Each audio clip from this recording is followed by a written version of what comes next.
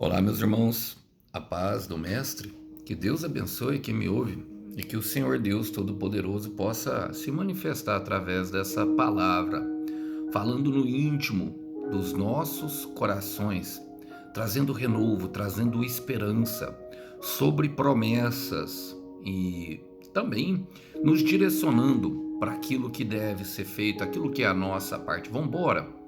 Vamos para mais uma breve conversa. O texto hoje encontra-se, para nossa breve conversa, para nossa breve reflexão, numa carta de Paulo que é um único capítulo, carta de Paulo a Filemon. Quero ler com vocês Filemon, capítulo 4, capítulo 1, na verdade, é capítulo único, versículo 4. Diz assim: Sempre dou graças ao meu Deus por você em minhas orações, pois ouço com frequência de sua fé no Senhor Jesus e de seu amor por todo o povo santo.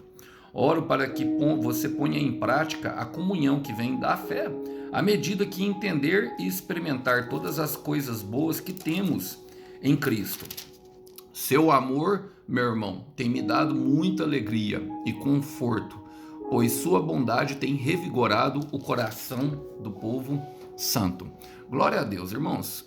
O Paulo escreveu essa carta a Filemon e o contexto vai ser bastante importante para aquilo que o Senhor quer falar aos nossos corações. Creio que vai ser resposta de oração de muitos que têm buscado por uma restauração de relacionamento, seja entre pai e filho, seja entre marido e mulher, seja entre amigos, independente do momento, independente da restauração. Essa palavra ela fala justamente de uma restauração de relacionamento.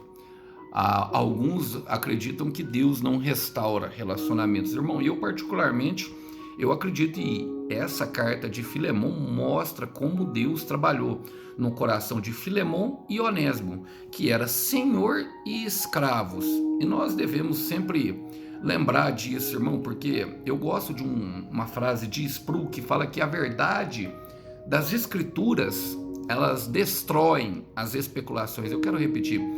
A verdade contida nas escrituras, elas destroem qualquer tipo de especulação.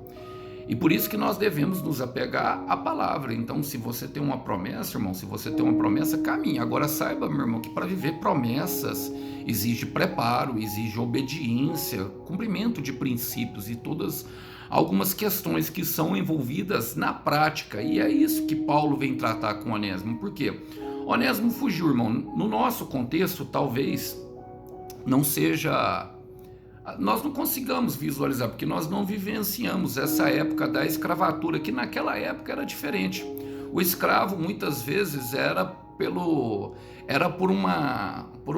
se dava por um pagamento de uma dívida. Nós vemos isso em 2 Reis 4, o milagre que Eliseu faz multiplicando a farinha multiplicando o azeite na botija daquela viúva que era esposa de um provável profeta, porque ela continha azeite na casa dela, e ela tinha medo justamente de que os credores vinham e apanhassem os seus filhos, porque levariam os filhos como pagamento da dívida que ela tinha na sociedade. E talvez Onésimo estivesse pagando com a própria vida. Todos nós somos devedores diante de Cristo, irmão. Nós devemos nos lembrar disso. Todos nós éramos escravos do pecado, mas fomos vivificados pela sua obra consumadora na cruz. E essa carta veio justamente porque é um pedido de Paulo para receber Onésimo de volta em amor. Por quê? Porque muitas vezes exigiria o castigo, mas nós que estamos em Cristo, meu irmão, o castigo que nos dá a paz estava sobre ele. E esse castigo poderia ser até mesmo a morte, para servir de exemplo, para que os outros não fugissem. Bom, pensando nisso, vamos fazer as aplicações pertinentes aos versículos que o Senhor me deu. Ele fala: sempre dou graças a meu povo por você em minhas orações. Vocês já pegaram, né? Como que começa um processo de restauração? Sempre dou graças ao meu povo por você em minhas orações. A frase começa, o versículo começa com sempre e termina com orações. Eu quero repeti-la. O versículo começa com sempre e termina com orações. Em Lucas 7, ou em Lucas 18, o Senhor Jesus conta a história, uma parábola sobre a viúva que pedia ao juiz iníquo para atender sua petição. Aquela parábola nos ensina que devemos sempre fazer o mesmo pedido para Deus e que Ele não se enjoa e bater na porta, porque aquele que bate, meu irmão, a porta se abre. Aquele que pede, recebe. Aquele que busca, encontra. Então, a oração é a chave da vitória. Aonde começa com oração, termina com vitória. Eu quero repetir, aonde começa com oração, termina com vitória. Mas devemos perseverar e não desistir. Sempre. Sempre. Paulo vai dizer para os Tessalonicenses orar sem cessar. Orar sem parar em todo momento, irmão. Em todo momento. Olha, a oração é a chave do sucesso. Quando os nossos joelhos tocam o chão, as nossas mãos conseguem tocar o céu. Aleluia! E eu quero repetir isso. Quando os nossos joelhos tocam o chão, as nossas mãos conseguem tocar o céu se abre.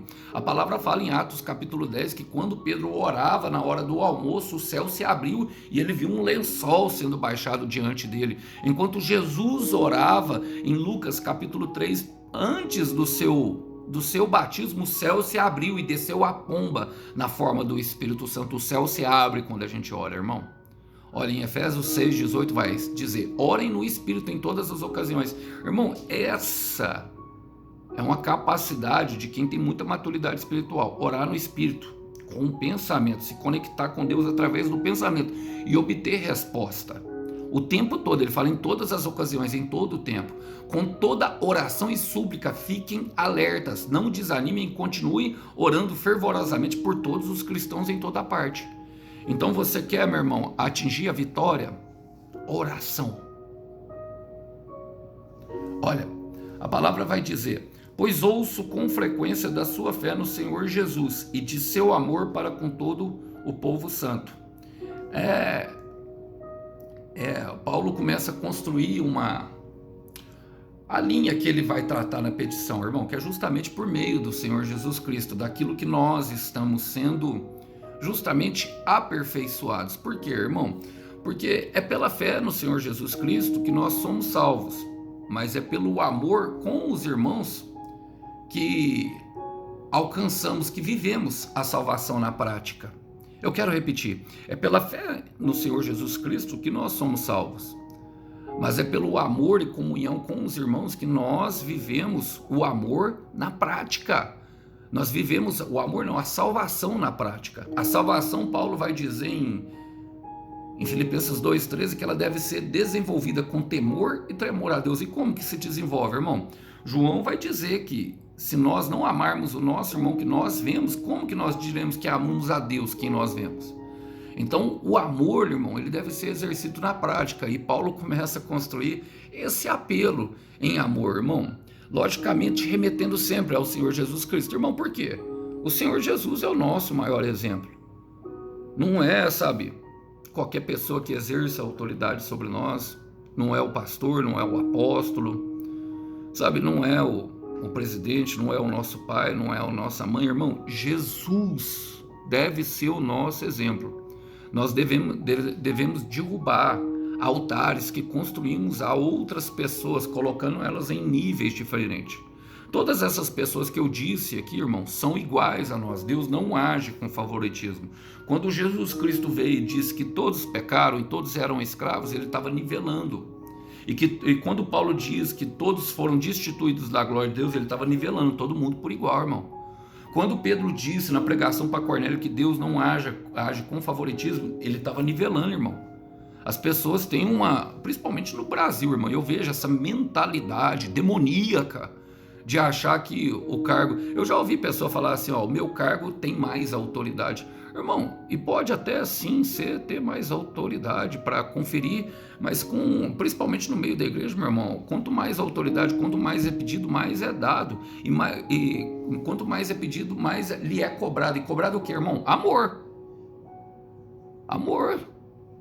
E o cargo ele pode exercer sim uma autoridade que é uma atribuição para uma função, irmão. Agora, nós não somos aquilo que nós fazemos. Logicamente, nós nos tornaremos aquilo que nós repetidamente nós fazemos, irmão, mas se isso não aponta para Cristo, é inútil. Eu quero repetir, se isso não aponta para Cristo, é completamente inútil, é completamente vão, é completamente sem sentido, é completamente em vão, irmão.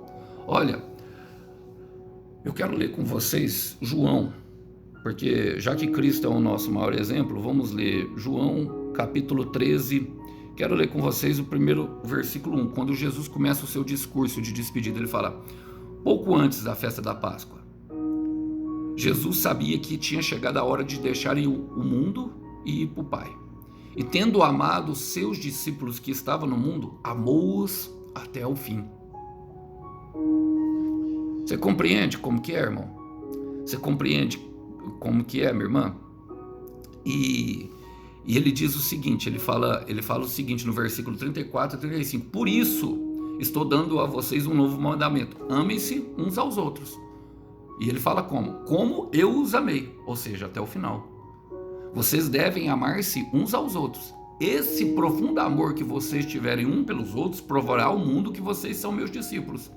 Tem muitas pessoas, irmãos, tem muitas pessoas que se dizem discípulos de Cristo, mas depois que você sai da igreja deles, eles nem te ligam, nem querem saber como é que você está. Você acredita mesmo que eles são discípulos de Cristo? Tem muitas pessoas, irmão. Tem muitas pessoas assim. Tem muitas pessoas... Sabe por quê, meu irmão? Porque se tornou modinha ser evangélico, se tornou modinha frequentar uma igreja, postar foto no Instagram com as mãos para cima e os olhos fechados. Se tornou modinha. Mas quando é para vivenciar na prática, e quando que se vivencia na prática? Quando Onésimo foge, irmão. Irmãos, eu creio que ali no íntimo houve um motivo muito forte para Onésimo fugir. Eu creio que, não sei se ainda não tinha acontecido a conversão total de Filemon, e não estou aqui julgando os casos, sabe? Mas ele fugiu, irmão, por alguma coisa que está no coração, mas para vocês verem como que são os desígnios de Deus. Onésimo foi preso, irmão, tentando fugir foi preso. Eu quero repetir, Onésimo tentando fugir foi preso. Por quê? Foi tentar fazer com a própria mão, viver a sua própria liberdade, da sua própria forma. E o que aconteceu? Ele foi preso e encontrou com Paulo na prisão. Paulo escreveu essa carta, ele fala: eu, prisioneiro de Cristo, já velho, encontrou com Paulo cheio de sabedoria, cheio do Espírito Santo, que representava justamente a Deus ali, irmão. E o interessante é que Filemon também era discípulo de Paulo. Paulo fazia discípulos por onde passava. E aí nós percebemos, irmão, que Deus tem algum propósito. Quando Ele quer que duas pessoas andem juntas, irmão, não podem, sabe, faltar isso aqui. O que, irmão? Esse amor, esse profundo amor que nós temos, que mostra que nós somos discípulos uns pelos outros. E por vezes Deus vai unir pessoas com esse propósito, irmão, o quê? De mostrar esse amor, de que as feridas, de que as marcas, que os traumas não foram capazes de separar esses laços de amor.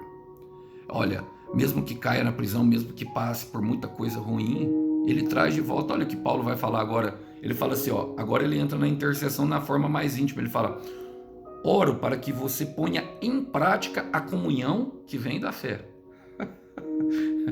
À medida que entender e experimentar todas as coisas boas que temos em Cristo. Paulo apela ao amor em Cristo, irmãos. E esse versículo ele pode ser entendido de várias formas, mas no meu entender, meu irmão, ele está sugerindo que Filemon ele seja gracioso, justamente com Onésimo, para receber. Por quê? Porque olha o que ele diz, ele fala assim, oro para que você ponha em prática a comunhão que vem da fé. Koinonia, andar dois juntos. Que vem do quê? Da fé. Da fé em quem? Em Jesus Cristo, irmão. Olha, vamos ler novamente. Ele fala assim: à medida que entender e experimentar todas as coisas boas. Por quê? Onésimo tinha sofrido uma transformação com Paulo na prisão, irmão. Quando Deus tem, meu irmão, propósito, Não adianta o Jonas querer fugir. Adianta não. Adianta não, irmão. E a gente precisa entender, irmão, que experiências com Deus, que é o que Paulo está falando, são vividas por meio de uma relação restaurada. Eu quero repetir isso. Experiências com Deus são vividas por meio de uma relação restaurada. Aí talvez você possa me falar, Alisson, irmão, você não sabe, ele me traiu, eu não sei o que aconteceu. Irmão, eu não sei. Eu sei o que aconteceu comigo.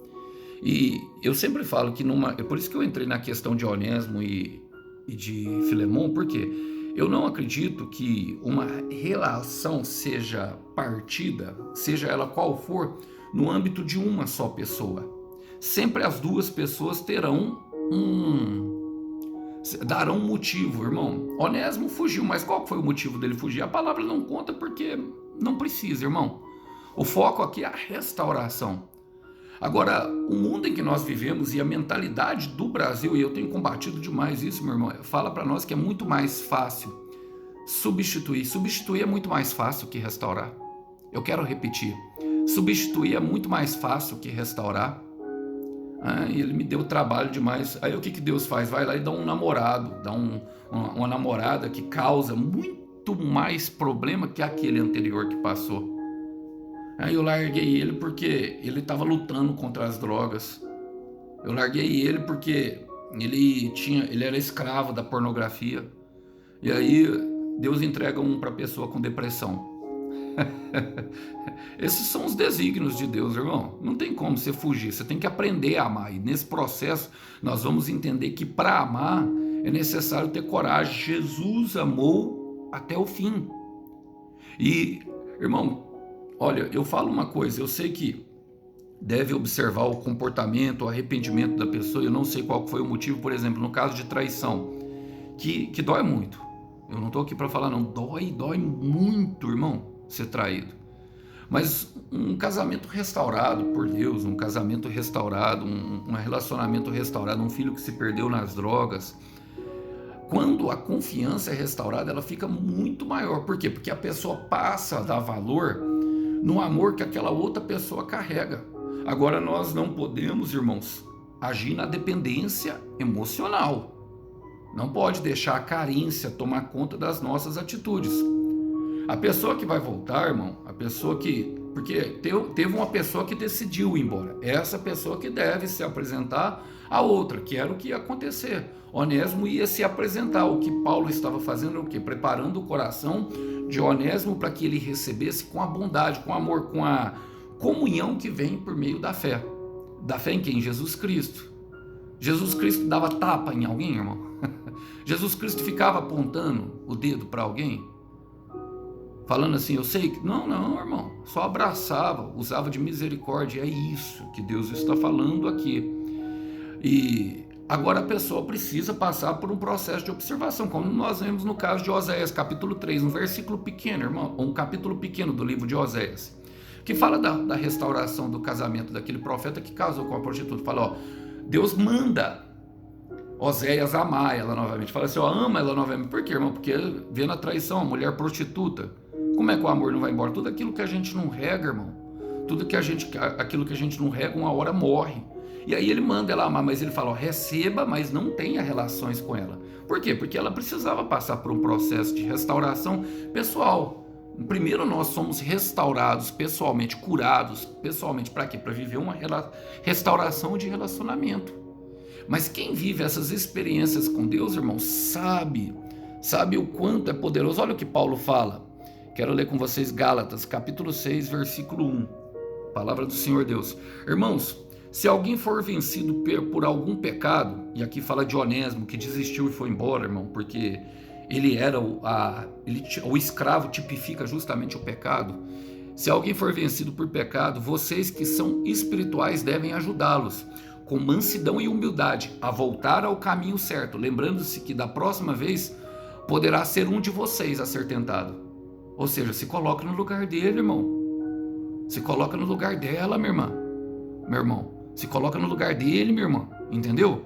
Entenda. Se coloque. Essa é a chave.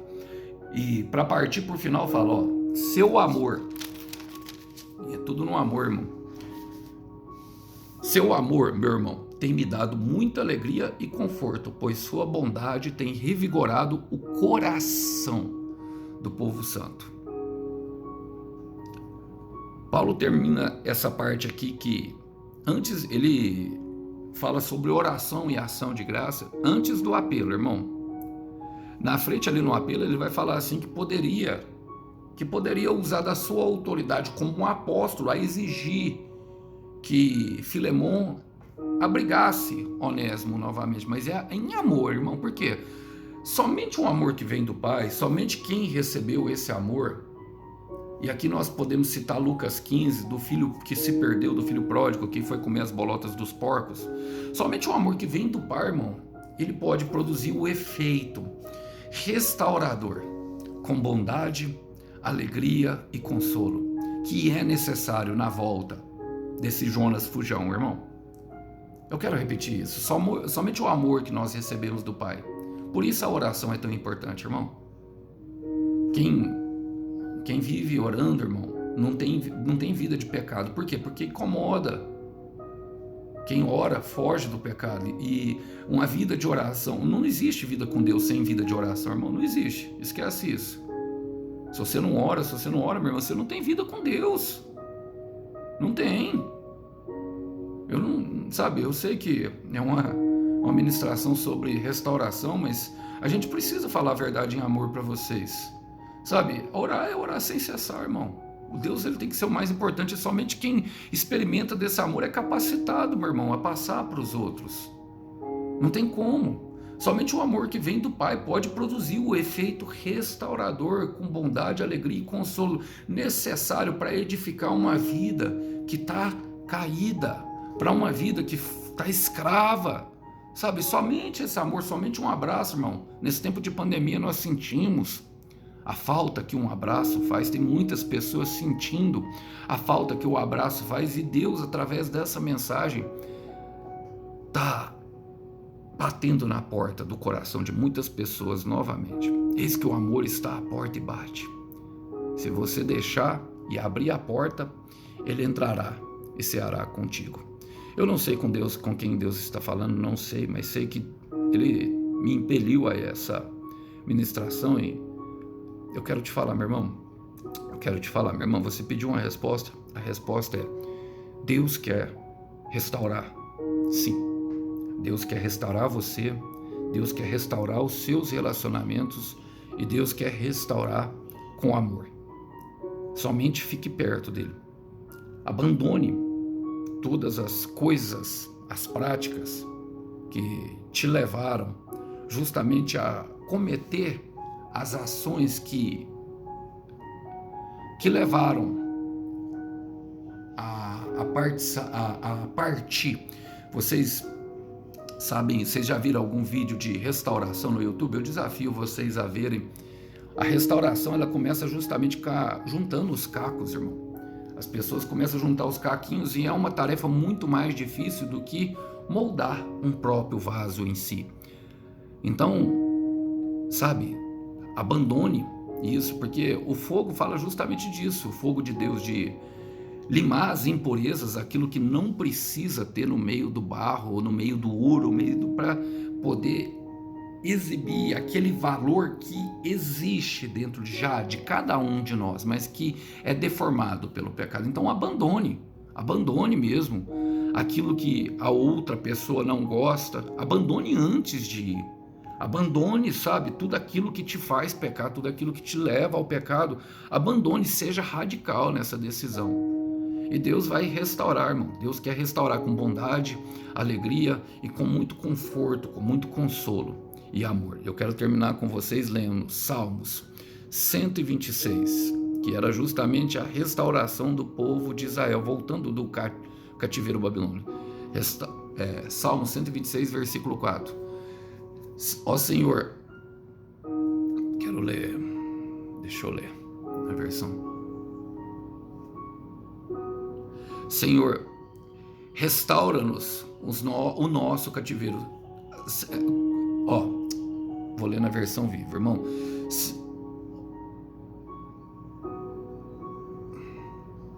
Ó Senhor, encha novamente a nossa vida de bênçãos, como as chuvas do inverno enchem os riachos em terra seca. Restaura-nos, Senhor.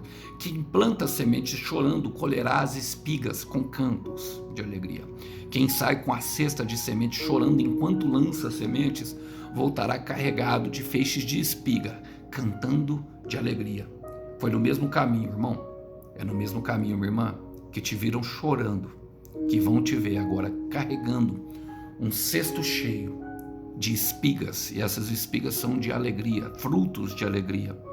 Então deixa Deus fazer. Abra o coração para essa mensagem e deixa Deus te restaurar por completo. Que Deus abençoe os irmãos, que os irmãos possam ficar com essa breve mensagem. A paz do Senhor esteja com todos. Até uma próxima. Tchau, tchau.